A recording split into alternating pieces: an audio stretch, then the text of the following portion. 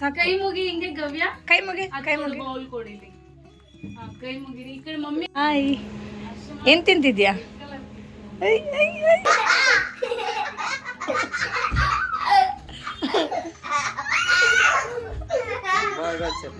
ಚಿನ್ನ ಗುಂಡು ಅನ್ನು.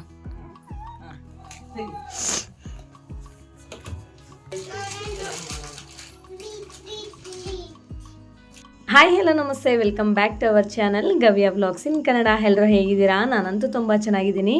ಐ ಹೋಪ್ ನೀವೆಲ್ಲ ತುಂಬ ಚೆನ್ನಾಗಿದ್ದೀರಾ ಅಂತ ಅಂದ್ಕೊಂಡಿದ್ದೀನಿ. ಸೊ ಇದು ಬಂದು ಫ್ರೈಡೇ ವ್ಲಾಗ್ ಆಗಿರುತ್ತೆ. ಸೊ ಇವತ್ತಿನ ವ್ಲಾಗ್ ಏನಂತಂದರೆ ವರಮಹಾಲಕ್ಷ್ಮಿ ಪೂಜೆ ವ್ಲಾಗ್ ಆಗಿರುತ್ತೆ. ಅಂದರೆ ನಾನು ಮಾಡಿರೋದಲ್ಲ, ಇದು ನಮ್ಮ ಫ್ರೆಂಡ್ ಮನೆಯಲ್ಲಿ. ಸೊ ನಾನಂತೂ ನಮ್ಮ ಫ್ರೆಂಡ್ ಮನೆಗೆ ಬಂದಿದ್ದೀನಿ.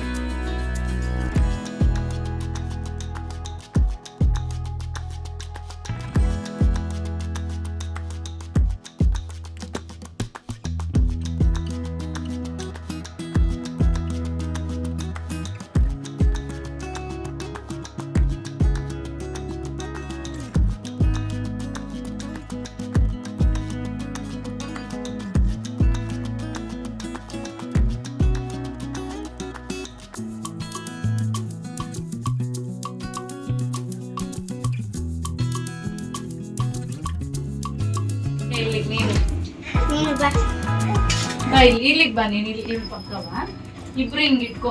ಅಕ್ಷತೆ ಕಾಲ ದೇವ್ರಿಗಾಕ ಈ ಕಡೆ ನೋಡ್ರಿ ಮಮ್ಮಿನ. ಸಾಕು ಸಾಕು, ಒಂದ್ಸತಿ ಅಷ್ಟೇ.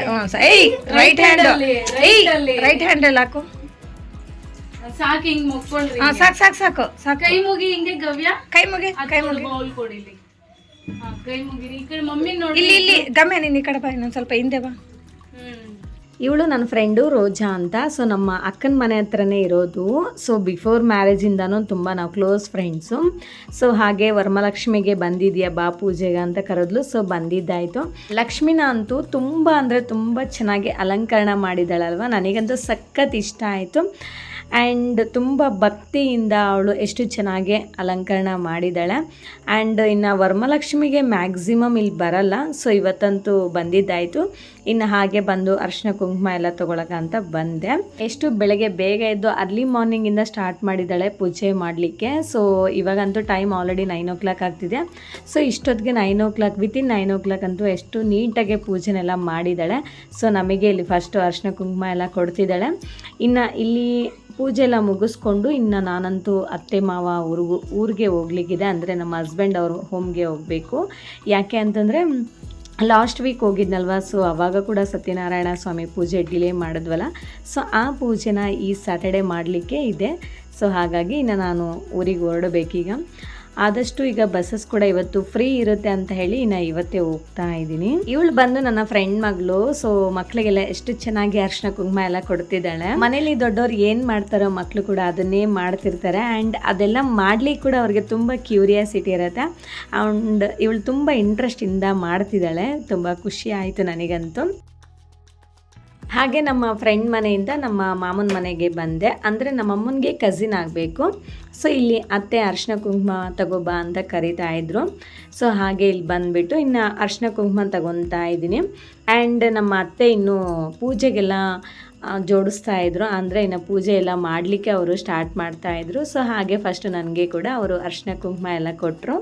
ಇನ್ನು ಇಲ್ಲಿ ಕೂಡ ಅರ್ಶಿನ ಕುಂಕುಮ ಎಲ್ಲ ತೊಗೊಂಡು ಅತ್ತೆ ಮಾಮನಿಗೆಲ್ಲ ಕಾಲಿಗೆ ನಮಸ್ಕಾರ ಮಾಡಿಕೊಂಡು ನಮ್ಮ ಅಕ್ಕನ ಮನೆಗೆಲ್ಲ ಬಂದಿದ್ದಾಯಿತು.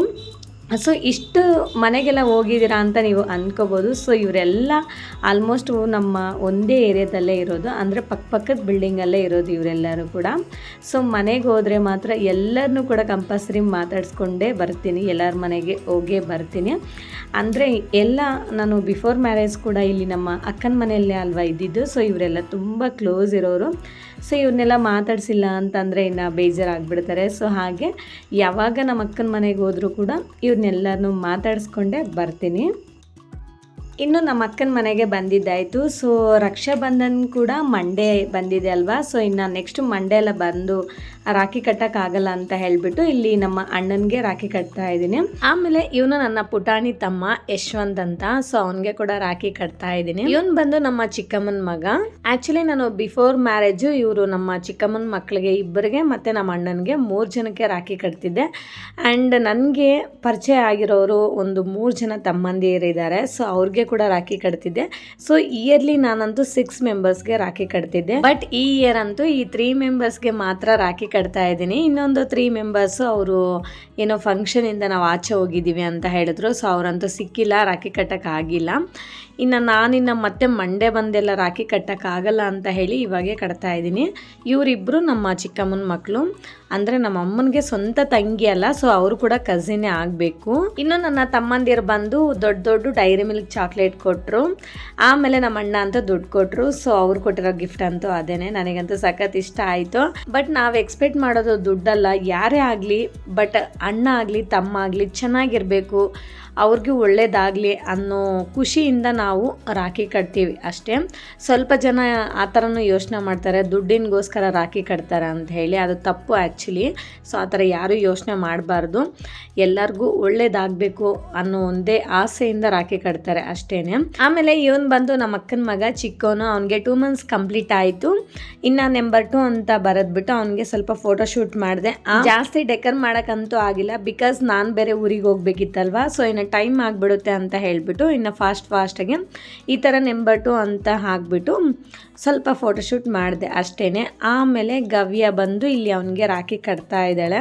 ಸೊ ಇನ್ನು ಅವಳಿಗೂ ಕೂಡ ಅಷ್ಟು ಟೈಮ್ ಮಾಡೋಕ್ಕೆ ಬರಲ್ವಲ್ಲ, ಸೊ ನಾನೇ ಕೈ ಹಿಡಿಸ್ಬಿಟ್ಟು ಈ ಥರ ಕಟ್ತಾ ಇದ್ದೀನಿ.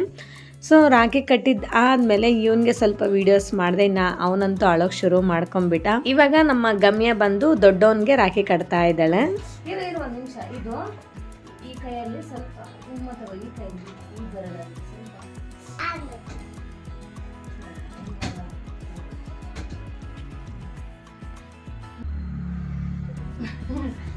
ಸರಿ. ಇವಾಗ ರಾಖಿ ತಗೊಂಡು ಹಿಂಗಿಟ್ಕೊ,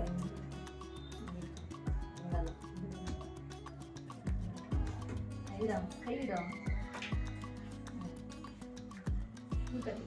ಈ ಕಡೆ ಇಟ್ಕೋ ಗಮ್ಯ.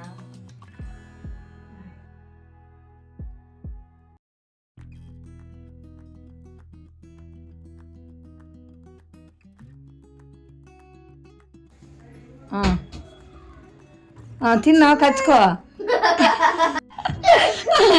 ಕಚ್ಚು ಅಂತ ಹೇಳ್ತೀರಲ್ಲ ಗಮ್ಯ, ಕಚ್ಚು.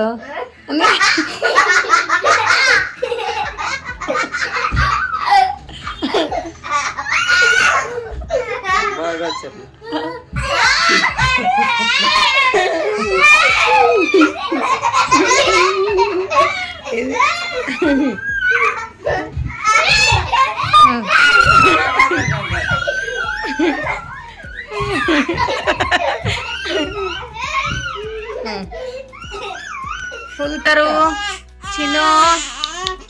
ಓಯ್ ಹಾಯ್. ಸೊ ಇಷ್ಟೇ ಫ್ರೆಂಡ್ಸ್ ಇವತ್ತಿನ ವ್ಲಾಗ್. ಈ ವ್ಲಾಗ್ ನಿಮ್ಗೆ ಇಷ್ಟ ಆಗಿದ್ರೆ ಪ್ಲೀಸ್ ಒಂದು ಲೈಕ್ ಮಾಡಿ, ಶೇರ್ ಮಾಡಿ, ವಿಡಿಯೋ ಹೇಗಿದೆ ಅಂತ ಒಂದು ಕಾಮೆಂಟ್ ಮಾಡಿ. ಆ್ಯಂಡ್ ದಯವಿಟ್ಟು ಸಬ್ಸ್ಕ್ರೈಬ್ ಮಾಡ್ಕೊಳ್ಳೋದನ್ನು ಮಾತ್ರ ಮರಿಬೇಡಿ. ಸಬ್ಸ್ಕ್ರೈಬ್ ಮಾಡಿಕೊಂಡು ನನ್ನ ಕೂಡ ಸಪೋರ್ಟ್ ಮಾಡಿ. Okay, thank you for watching. See you in the next vlog. Okay, bye bye, take care.